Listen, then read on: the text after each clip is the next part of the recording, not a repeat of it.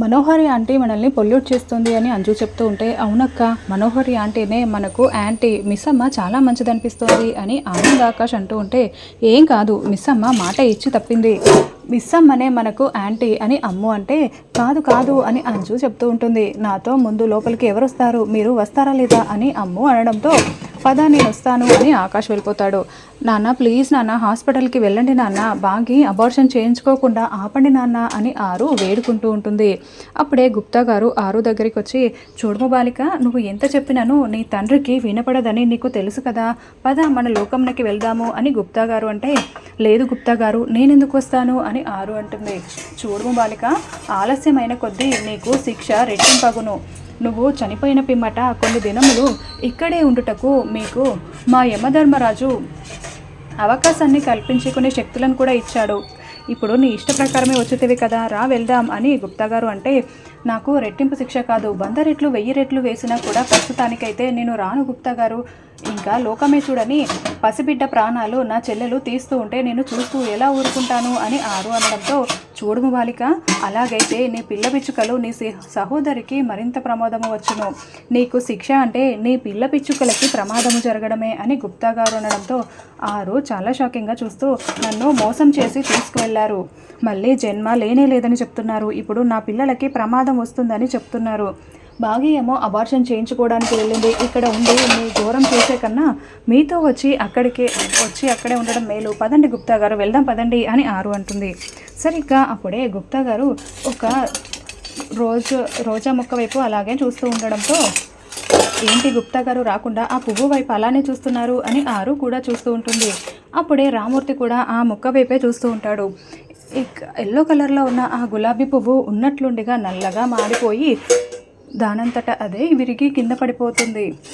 ఇదంతా చూస్తున్న రామూర్తి, అదేంటి నా కూతురు ఎంతో ప్రేమగా తెచ్చుకొని రోజు నీళ్లు పోసి పెంచుతున్న ఈ మొక్క ఉన్నట్టుండి ఈ పువ్వు కూడా ఇలా వాడిపోయి మాడిపోయి నేల రాలిపోయిందేంటి, ఎందుకు ఇలా జరిగింది అంటే ఏదో ప్రమాదం రాబోతుంది, ఉండు ఒకసారి అల్లుడు గారికి ఫోన్ చేయాలి అని రామూర్తి అనుకుంటూ ఫోన్ చేస్తూ ఉంటాడు. సంకల్ప శక్తికి మించిన శక్తి ఏదీ లేదు కదా అని గుప్తా గారు అనుకుంటూ ఉంటారు. బాబు, నేను బాగి కోసం పళ్ళు పూలు తీసుకొని ఇంటి దగ్గరికి వచ్చాను అని రామూర్తి అనడంతో, మామయ్య గారు పిల్లలు స్కూల్కి వెళ్ళారు, బాగి ఏమో హాస్పిటల్కి వెళ్ళింది, రాతోడు తీసుకువెళ్ళాడు, అందుకే ఇంటికి తాళం వేసి ఉంది అని చెప్పడంతో, హాస్పిటల్కా బాబు, సరే ఏ హాస్పిటల్లో చెప్పండి నేను కూడా వెళ్తాను అని రామూర్తి అనడంతో, ఒక హాస్పిటల్ అని రామూర్తికి అమర్ చెప్తూ ఉంటాడు. సరే బాబు ఇప్పుడే బయలుదేరి వెళ్తున్నా అని రామూర్తి అనడంతో, అలాగే మామయ్య గారు అంటూ అమర్ ఫోన్ కట్ చేస్తాడు. వెళ్ళండి నాన్న త్వరగా వెళ్ళండి అని ఆరు తొందర పెడుతూ ఉంటుంది. హాస్పిటల్ వచ్చిన తర్వాత రాథోడ్, మిస్ అమ్మ హాస్పిటల్ వచ్చేసింది అని కళ్ళు మూసుకొని బాధపడుతున్న బాగీకి చెప్పడంతో, ఇక ఇద్దరు చాలా బాధపడుతూ హాస్పిటల్ లోపలికి వస్తారు. అక్కడ పిల్లల్ని ఎత్తుకొని కొంతమంది కడుపుతో ఉన్న వాళ్ళు, కొంతమంది వాళ్ళ హస్బెండ్స్తో రావడం, మొత్తం వాళ్ళందరినీ చూస్తూ బాగి చాలా బాధపడుతూ ఉంటుంది. చూసావా మిస్ అమ్మ, ప్రపంచంలో లేని సంతోషం అంతా ఇక్కడే ఉంది, కొంతమంది పిల్లలతో ఆడుకుంటూ ఎలా ఉన్నారో ఇంకొంతమంది ఇంకొన్ని రకాలుగా సంతోషపడుతున్నారు, నువ్వు నీ బిడ్డకి ఆ ఆనందాన్ని ఇవ్వవా మిస్ అమ్మ, అమ్మతనాన్ని నువ్వు వద్దనుకుంటున్నావా, మళ్ళీ ఒకసారి ఆలోచించు మిస్ అమ్మ అని రాథోడ్ చెప్తూ ఉంటే, ఒక్కసారి నీ ఫోన్ ఇవ్వు రాథోడ్ అని బాగి అంటుంది. ఎందుకు మిస్ అమ్మ అని రాథోడ్ అడుగుతూ ఉంటాడు. ఇవ్వమని చెప్పాను కదా అని చెప్పడంతో, ఇక రాథోడ్ ఫోన్ తీసుకొని, ఇదిగో ఈ ఫైల్ నీ దగ్గర పెట్టుకో, కార్ కీస్ కూడా ఇవ్వు అని రెండింటిని తీసుకొని వెళ్తుంది. కాసేపటికి మళ్ళీ బాగి వచ్చి, ఎక్కడికి వెళ్ళావు మిస్ అమ్మ అని రాథోడ్ అడుగుతూ ఉంటాడు.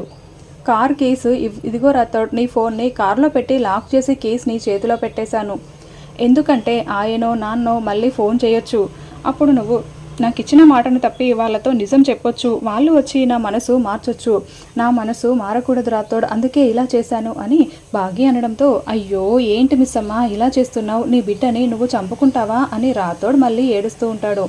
నాకు ఆల్రెడీ 4 పిల్లలు ఉన్నారని బాగి అంటూ ఉంటుంది. ఇప్పుడు నువ్వు చంపుకుంటున్న బిడ్డ కూడా నీ బిడ్డే కదా మిస్ అమ్మ అని రాథోడ్ ఏడుస్తూ ఉంటాడు. చూడు రాథోడ్ ఇంకేమీ మాట్లాడకు పద అని బాగి అంటూ ఉంటుంది. మనోహరి హాస్పిటల్ బయటే కార్ ఆపుకొని లోపలికి వెళ్తున్న బాగీని చూసి, కాగల కార్యం గంధర్వులే తీరుస్తున్నారు అని చాలా సంతోషపడుతూ ఉంటుంది. అలా కార్లో కూర్చొని పాటలు వింటూ ఎంజాయ్ చేస్తూ ఉంటుంది. తర్వాత ఒక ఆఫీసర్ అమర్ దగ్గరికి వచ్చి, సార్ ఇందులో మీ సంతకం కావాలి అని సైన్ తీసుకుంటూ ఉంటాడు. సార్ కాసేపట్లో కొత్త మిలిటరీ ఆఫీస్ ఓపెన్ చేస్తున్నారు కదా, అందుకు సంబంధించిన మీటింగ్ స్టార్ట్ అవుతుంది, రెడీగా ఉండండి అని చెప్పడంతో అలాగే అని అమర్ అంటూ ఉంటాడు. అప్పుడే అమర్ ఆలోచిస్తూ ఉంటాడు, అసలు నార్మల్ చెకప్కి నా సంతకం అవసరం లేదు కదా, అసలు ఆ ఫైల్లో ఆ పేపర్లో ఏముంది అని అమర్ గుర్తు చేసుకోవడంతో అబార్షన్ అన్న పదం అమర్కి గుర్తుకు వస్తూ ఉంటుంది.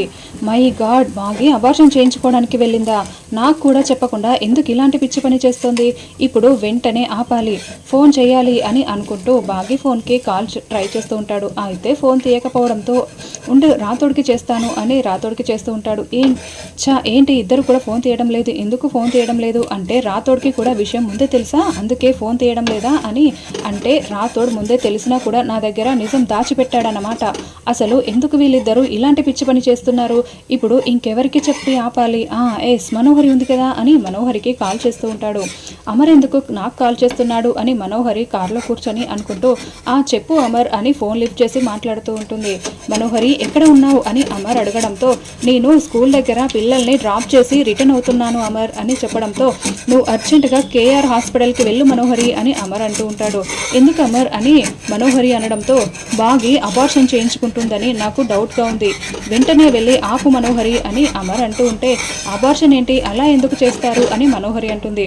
నాకు డౌట్ కాదు, క్లియర్ కట్ కన్ఫర్మ్ అయిపోయింది, ఖచ్చితంగా బాగి అబార్షన్ చేయించుకుంటుంది, అలా జరగకూడదు, నువ్వు వెంటనే వెళ్ళి ఆపు మనోహరి ఆపు అని అమర్ అంటూ ఉంటే అయ్యో అమర్ నేను ట్రాఫిక్లో స్ట్రక్ అయిపోయాను, వెళ్ళడానికి 1 అవర్ పడుతుంది అని కావాలని హారన్ కొడుతూ కాబట్టి లేట్ అయిపోతుంది అమర్, నేను వెళ్ళలేను అని మనోహరి చెప్తుంది. వెళ్ళి ట్రై చేయి మనోహరి, ట్రై చేయి అని అమర్ అంటూ ఉంటే నేను వెళ్ళినా వేస్టే అమర్, అసలు వెళ్ళలేని పరిస్థితి అని మనోహరి చెప్పడంతో సరే అంటూ అమర్ ఫోన్ పెట్టేస్తాడు. అమర్ నేను హాస్పిటల్ బయటే ఉన్నాను, ఇప్పుడు నేను వెళ్తే అబార్షన్ ఆగిపోతుంది, అలా చెయ్యదు కదా, నాకు అబార్షన్ కావడమే కదా కావాలి అని అనుకుంటూ సంతోషపడుతూ ఉంటుంది. ఇక దాంతో అమర్ చాలా స్పీడ్గా బయలుదేరి వస్తూ ఉంటాడు. అప్పుడే బాగి డాక్టర్ దగ్గరికి వెళ్ళి నేను ప్రెగ్నెంట్ అని చెప్పడంతో కంగ్రాచులేషన్స్ అని డాక్టర్ చెప్తూ ఉంటుంది. నాకు అబార్షన్ చేయండి డాక్టర్, నాకు ఈ బేబీ అవసరం లేదు అని బాగి చెప్పడంతో ఎన్నో ప్రెగ్నెన్సీ మీకు, ఎందుకు అబార్షన్ చేయించుకోవాలనుకుంటున్నారు అని డాక్టర్ అడుగుతూ ఉంటుంది. నాకు మొదటి ప్రెగ్నెన్సీయే డాక్టర్, ఇప్పుడు నేను కారణాలు చెప్పలేను, నాకు మాత్రం ఈ బేబీ అవసరం లేదు అని బాగి చెప్పడంతో అలా సరైన రీజన్ లేకుండా అబార్షన్ చేయడం కుదరదు, మీ హస్బెండ్ పర్మిషన్ కూడా కావాలి అని డాక్టర్ చెప్పడంతో మా హస్బెండ్ పర్మిషన్ ఉంది డాక్టర్, ఆయన సైన్ చేసిన పేపర్ ఇదిగోండి అని బాగి చూపిస్తూ ఉంటుంది. మీతో పాటు మీ హస్బెండ్ వచ్చారా అని అడగడంతో లేదు మా బ్రదర్ వచ్చారు అని బాగి చెప్తూ ఉంటుంది. అవునా, మీ బ్రదర్ని పిలవండి అని చెప్పడంతో సిస్టర్ బయట కూర్చొని ఉన్న రాతోడిని పిలుస్తారు. మీ సిస్టర్ ఏం చేస్తుందో మీకు అర్థమవుతుందా, మాతృత్వం అన్నది ఒక వరం, ఈవిడ అబార్షన్ చేయించుకోవడానికి మీరు కూడా ఒప్పుకుంటున్నారా అని డాక్టర్ అడగడంతో అవును డాక్టర్ గారు, ఆవిడ చెప్పినట్లే చేయండి అని రాథోడ్ చాలా బాధగా చెప్తూ ఉంటాడు. అసలు మీరు ఇలా అబార్షన్ చేయించుకోవడం ఏంటి అని డాక్టర్ మీ సిస్టర్కి మీరే చెప్పాలి కదా, అందులోనూ ఇది ఫస్ట్ ప్రెగ్నెన్సీ అని చెప్తోంది అని డాక్టర్ చెప్తూ ఉంటే చూడండి డాక్టర్, మీరు నాకు అబార్షన్ చేస్తారా లేదా, మీరు చేయకపోతే నేను ఇంకొక హాస్పిటల్కి వెళ్తాను అని బాగి తేల్చి చెప్పేస్తుంది. ఏంటి బ్లాక్మెయిల్ చేస్తున్నారా, అయితే అన్నీ డిసైడ్ అయ్యే వచ్చారన్నమాట, సరే సిస్టర్ అందుకు కావాల్సిన ఏర్పాట్లు చూడు అని డాక్టర్ చెప్తూ ఉంటుంది. అలాగే అని ఇక బాగిని పడుకోబెట్టి మత్తు ఇంజెక్షన్ ఇస్తూ ఉంటే అమర్ కార్ని హాస్పిటల్ బయట ఆపి లోపలికి పరుగులు పెడుతూ వస్తూ ఉంటాడు.